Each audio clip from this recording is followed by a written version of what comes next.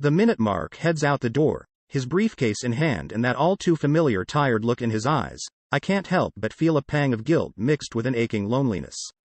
"Work hard, babe," I call out, plastering a supportive smile on my face, all the while knowing he'd be drowning in paperwork until the early hours. Our cozy Seattle home, once filled with laughter and endless conversations, now echoes with a silence that's hard to ignore. It's not his fault, I tell myself, he's doing all this for us. But deep down, I can't shake off the feeling of being left behind. A week flies by, and I find myself at this swanky art gallery downtown, a glass of wine in hand, surrounded by people whose names I'll forget by tomorrow. That's where I bump into Alex. He's got this easy charm about him, and before I know it, we're lost in conversation. He talks about art with such passion, his eyes lighting up, and I find myself drawn to him in a way that surprises me. It's not just the wine talking. There's a genuine connection here, something I haven't felt in a long while. Fast forward to a week later, and I'm sneaking off to meet Alex at this quaint little cafe tucked away on the other side of town. It's just coffee, I convince myself, trying to ignore the thrill that comes with doing something, well, a tad forbidden. We talk for hours, about everything and nothing, and it's exhilarating. It's like discovering a part of me that I thought I'd lost somewhere along the way. Our secret rendezvous soon become a regular thing.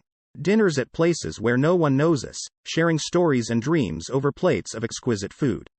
Alex makes me laugh, really laugh, in a way I haven't in years. It's reckless, I know, but I'm caught in the moment, too wrapped up in this newfound excitement to care about the consequences.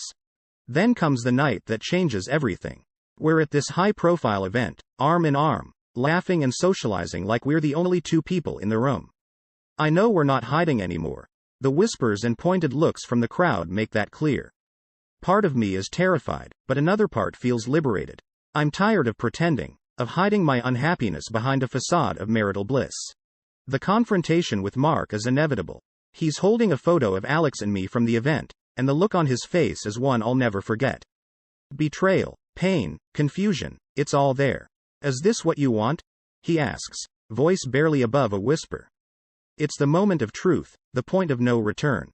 I could lie, beg for forgiveness, promise it meant nothing, but the words that come out seal my fate. "I'm sorry, Mark. I can't do this anymore." Choosing Alex feels like jumping off a cliff. Mark leaves the room, and with every step he takes, I can feel the life we built together crumbling around me. There's no going back now. I've crossed a line, driven by loneliness and a yearning for something more, something that made me feel alive again. But as I watch the door close behind Mark, I can't help but wonder if the price of this newfound freedom is too high. The day Alex moved in felt like I was flipping the page to a brand new chapter of my life, but not everyone seemed to be reading from the same book. His stuff took over the spaces once filled with Mark's things, a constant, visual reminder of the drastic turn my life had taken. His presence brought a new energy into the home, but as I caught the neighbors' stares and heard their hushed whispers, I couldn't help feeling like the main character in a scandalous story they couldn't wait to gossip about. Then came the wake-up call from Sarah, my ride or die, or so I thought. "You're playing with fire," she warned me over coffee, her concern etched deep in her furrowed brow. "Alex has a rep, and it's not the good kind." I laughed it off, told her she was overreacting. But deep down, her words added weight to the unease I'd been trying to shake off. The bubble burst when Mark served me the divorce papers. The documents didn't just signify the end of our marriage. They laid bare the financial mess we were in, messes that were now mine to clean up alone. Guilt gnawed at me as I realized the extent of the strain Mark was under because of my actions. As if on cue, my world started unraveling further when I found those texts on Alex's phone. Flirty messages, intimate plans, all with someone who wasn't me. When I confronted him, his smooth-talking excuses flowed too easily, a rehearsed play I wasn't prepared for. My heart sank, the first cracks of doubt creeping in. But the real punch to the gut came during one of our fiercest arguments when Alex let slip that he'd known about my financial status long before we got serious. The implication hit me like a freight train. Had I been a target from the start? That question haunted me, turning my doubts into dread. Then came the mysterious charges on my credit cards. It wasn't me, Alex said, his denial firm, but the evidence was right there, printed in black and white. That was the moment our rift turned into a chasm, trust bleeding out with every denied accusation. "Sarah," despite our earlier confrontation, came to me with articles about Alex's past. Stories of manipulated emotions and exploited finances painted a picture I could no longer ignore. Each word I read felt like another brick in the wall I'd built around my denial, forcing me to confront the reality of who I'd let into my life, into my home. Each of these actions, these revelations, felt like a step deeper into a maze with no exit in sight. Alex's transformation of my home now felt more like an invasion, Sarah's warnings a prophecy I was too blind to see.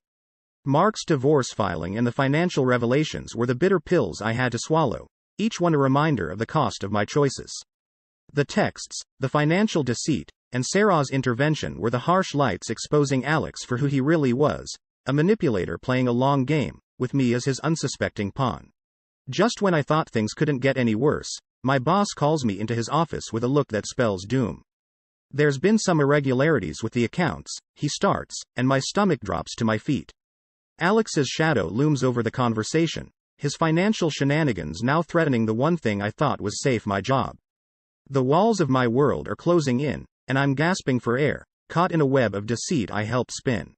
I couldn't just sit there and watch my life crumble. So, I did what any desperate person would do, I hired a private investigator. The day he hands me the folder is the day my worst fears are confirmed.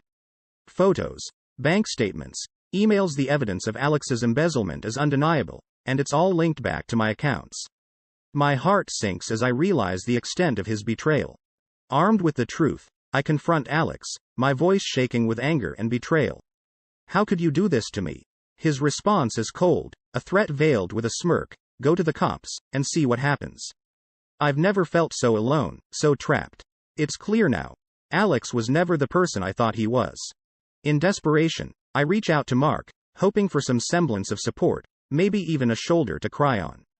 But the man who answers the call is a stranger, his voice devoid of any warmth.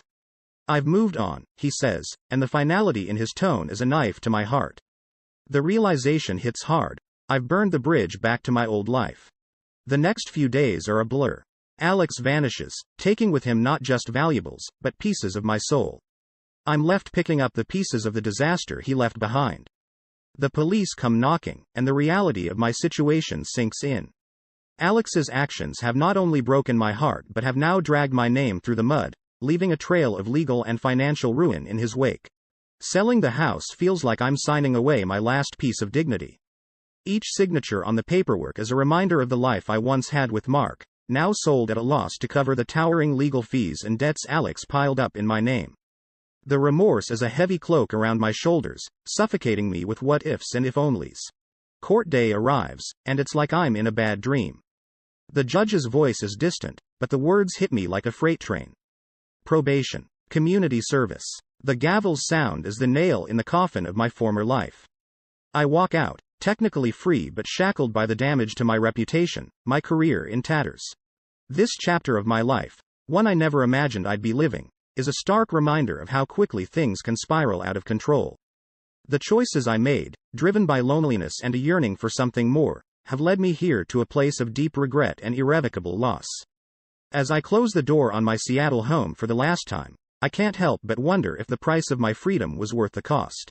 The move to a tiny apartment on the city's outskirts feels like stepping into an alternate reality, a stark, cramped space that's a far cry from the life of comfort and status I once knew. It's not just a change of address, it's a humbling reminder of how far I've fallen. The walls are thin, the furniture is secondhand, and the view is of another bleak building across the street. This is my new normal, and it's a tough pill to swallow. Landing a job was next on my survival checklist. Gone were the days of board meetings and business lunches. Now, I'm clocking in at a small local business, performing tasks so mundane they barely require a fraction of my skills. It's honest work, but every day is a reminder of the professional success I once took for granted. The contrast between then and now is jarring, and some days it takes everything I have not to break down right there in front of my new coworkers. Reaching out to Sarah and the rest of my old friends feels like navigating a minefield. The responses I get are a mixed bag, some polite, some cold, and a few non-existent. It's clear that rebuilding these bridges will be a marathon, not a sprint. Their hesitancy stings, but can I really blame them? My choices led me here, to this place of isolation and regret. Then, Mark's letter arrives. It's not the olive branch I'd secretly hoped for, but a closure I didn't know I needed until now. His words cut deep, a poignant reminder of the destruction my actions wrought on what was supposed to be our lifelong partnership. The finality of his goodbye is a sobering dose of reality. Some things are beyond repair. But life has a funny way of throwing curveballs. At a city event, designed to blend in and avoid attention, I spot Alex. There he is, weaving his web of lies around another unsuspecting soul. The sight of him, so smug and confident, reignites a fire in me I thought had been extinguished by my own despair. It's a pivotal moment, a turning point where I decide I can't stand by and watch him destroy another life. I take action, anonymously reaching out to his new target. My message is filled with warnings and evidence of Alex's manipulations, a desperate attempt to prevent her from falling into the same trap I did. It's a small step, but it feels like the first right thing I've done in a long time. Fueled by a newfound purpose, I start compiling evidence of all of Alex's wrongdoings. It's not just about me anymore. It's about all the others who've suffered at his hands. My living room turns into a makeshift command center, strewn with papers and digital records, each piece a testament to his deceit. The police get involved, a development that brings its own set of anxieties. Their investigation is slow, methodical, and I'm constantly reminded that my own role in this saga could come under scrutiny. It's a risk I'm willing to take, though. If there's a chance to stop Alex, to hold him accountable for his actions, then it's a risk worth taking. My past may be marred by mistakes, but this fight is for justice, not just for me, but for all of us ensnared by Alex's charm and lies. The deeper I dove into Alex's past, the more I realized I wasn't alone. There were others, many others, who'd fallen for his charms only to be left shattered in his wake. Together, we formed a tapestry of resilience, a makeshift alliance bound by our mutual pain and determination for justice. It was a strange comfort, knowing I wasn't fighting this battle solo, but it also steeled my resolve. If not for us, then who? If not now, then when? But with every step forward, the backlash intensified. Alex's circle, a cabal of enablers and fair-weather friends, launched their counterattack. Threatening messages flooded my inbox, venomous whispers spread like wildfire, painting me as the villain in a story where I was the victim. My already small world contracted even further, the isolation a constant shadow that followed me, a reminder of the cost of standing up for what's right. Then, the breakthrough we'd been fighting for, Alex was arrested. The news hit me like a wave, a mix of relief, vindication, and an overwhelming sadness for all the wasted time and broken hearts.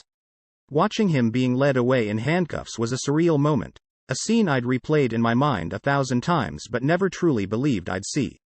It was a victory, yes, but one drenched in the bitterest of truths. As the trial unfolded, I was thrust into a spotlight I never wanted.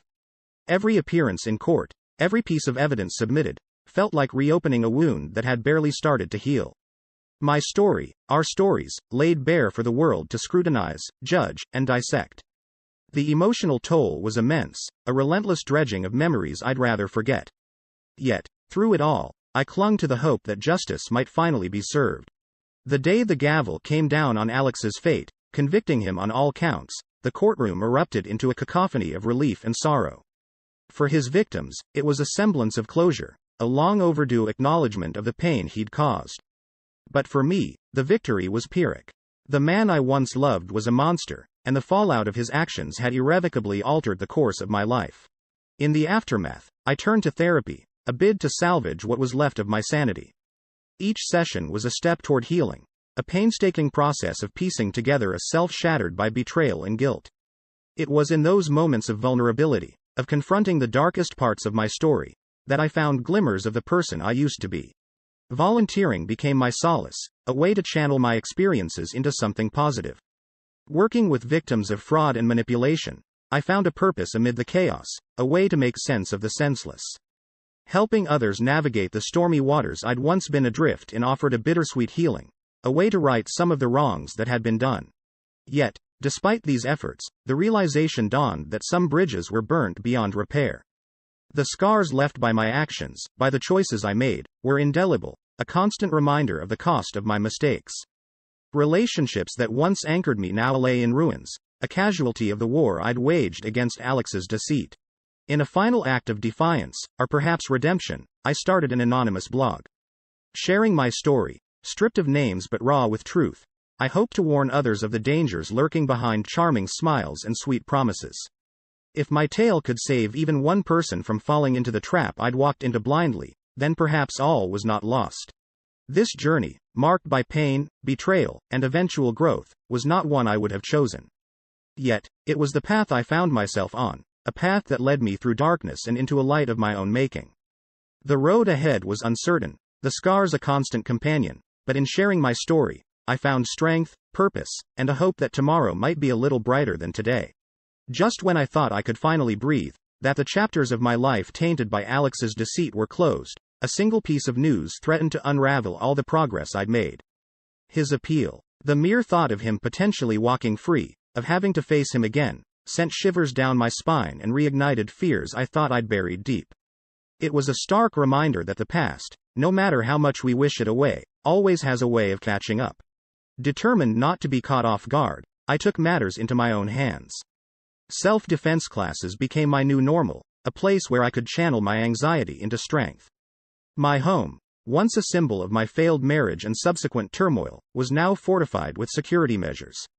It felt like preparing for a storm you hoped would never come, but deep down, knew was inevitable. The appeal process was excruciating, dragging on with no end in sight. Each day was a battle against the uncertainty that hung over me like a dark cloud, making it hard to focus on the future when the past refused to stay buried. But I wasn't fighting alone. The support I received from other women who had faced their own battles with deceitful partners was a lifeline, a reminder that there's strength in unity. Their stories, much like mine, were tales of resilience, and together, we formed a network of survivors, each of us holding the other up. Buoyed by this support, I found the courage to step into the light, to share my story not as a victim, but as an advocate for those still trapped in the shadows of manipulation and betrayal. Speaking publicly wasn't easy. It required revisiting wounds I'd rather forget. Yet, with each word, each shared experience, I felt a sense of purpose. I was no longer just the woman who fell for Alex's lies. I was a beacon for others navigating their way out of similar darkness. But the road to redemption was far from smooth. The stigma of my past decisions clung to me like a shadow, a constant barrier to reclaiming the life I once knew. Friends and acquaintances I once thought of as pillars in my life now viewed me through a lens of judgment and pity. Rebuilding my reputation felt like climbing a mountain with no peak in sight. Financially, the aftermath of my relationship with Alex continued to haunt me. Attempting to secure a loan for a fresh start, I was met with denial after denial, each one a stinging reminder of how deeply Alex's actions had impacted every facet of my life. The financial independence I once prided myself on now felt like a distant dream, out of reach and tainted by choices made in a moment of vulnerability. Then came the news of Mark's remarriage. Learning about it was a complex cocktail of emotions: relief that he had found happiness again, sorrow for the life we could have had, and a pang of loss for the partnership that once meant everything to me. It was a clear signal that life goes on, with or without us, and sometimes all we can do is find a way to go on too. Through it all, the journey from being engulfed by the aftermath of my decisions to standing tall against the tide, I've learned that resilience is not just about surviving. It's about thriving in the face of adversity. The path forward is fraught with challenges, but it's also lined with opportunities for growth, for change, and for reclaiming the narrative of my life. With each step, each stumble, and each victory, I'm slowly but surely building a future where the past no longer defines me. Just when the pieces of my new life started to fall into place, a curveball. The non-profit where I poured my heart and newfound purpose into teetered on the brink of closure. Funding issues, they said. The news hit like a punch to the gut, threatening to dismantle the one place that had given me hope, a sense of belonging in a world that seemed to have turned its back on me. Determined not to let this beacon for others, and my sanctuary, go dark, I sprang into action.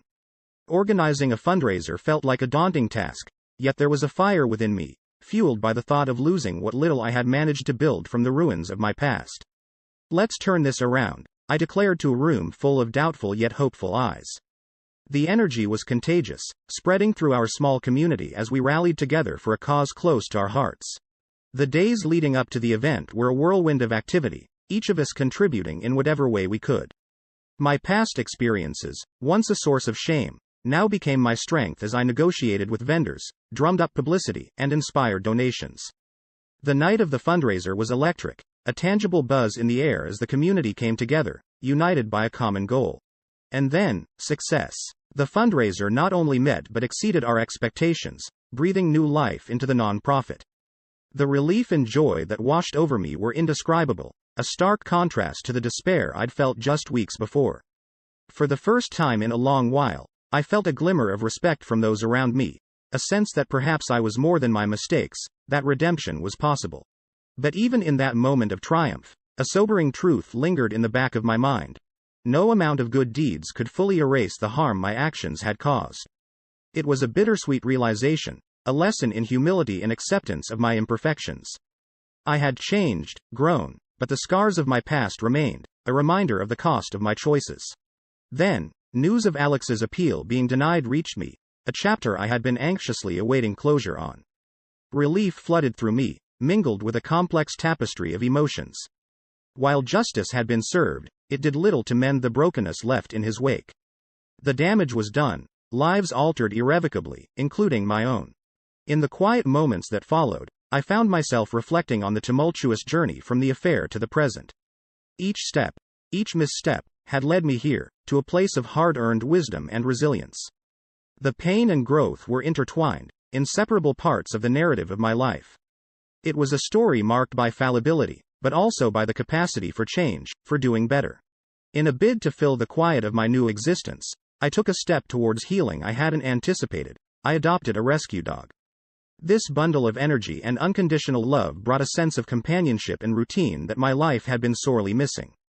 Walking him through the streets, I felt a connection to the world around me that had been absent for too long. He was a reminder that life, with all its unpredictability and challenges, still held simple joys. My journey was far from over, but with each small step, I was learning to navigate this new path I had carved out for myself. The mistakes of my past would always be a part of me, but they no longer defined me.